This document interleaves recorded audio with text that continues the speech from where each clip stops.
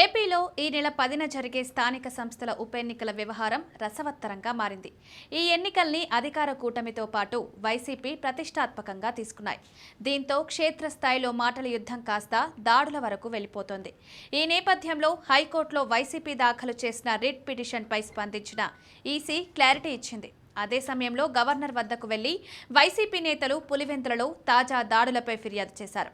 కడప జిల్లాలో స్థానిక సంస్థల ఉప ఎన్నికల సందర్భంగా టీడీపీ దాడులపై అధికార పార్టీకి అండగా నిలుస్తున్న పోలీస్ యంత్రాంగంపై వైసీపీ ప్రతినిధి బృందం గవర్నర్ అబ్దుల్ నజీర్ను కలిసి ఫిర్యాదు చేసింది.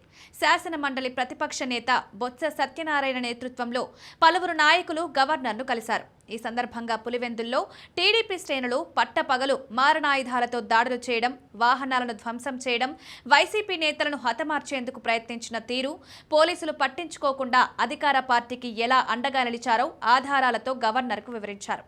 అనంతరం మీడియాతో మాట్లాడిన వైసీపీ నేత బొత్స సత్యనారాయణ, ఎమ్మెల్సీ బీసీ నేత రమేష్ యాదవ్కు కనీస రక్షణ కల్పించాల్సిన బాధ్యత పోలీసులపై లేదా అని ప్రశ్నించారు. ప్రభుత్వ ఆదేశాల మేరకే పోలీసులు దాడి జరుగుతుంటే పట్టించుకోకుండా ఉన్నారన్నారు.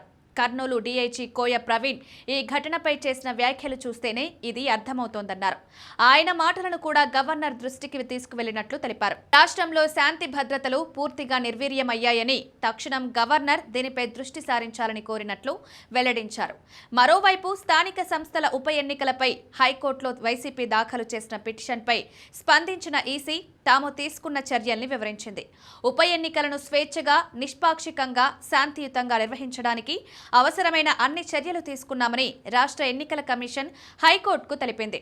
సీసీటీవీ నిఘా, వెబ్ కాస్టింగ్, పోటీ చేసే అభ్యర్థులకు పోలీసు రక్షణ, స్వతంత్ర పరిశీలకుల నియామకం, కంట్రోల్ రూమ్లు, పూర్తి వీడియో డాక్యుమెంటేషన్ చేయాలని వైసీపీ కోరగా ఆయా చర్యలు తీసుకున్నట్లు ఈసీ హైకోర్టుకు తెలిపింది. దీంతో హైకోర్టు ఈ పిటిషన్ను డిస్పోజ్ చేసింది.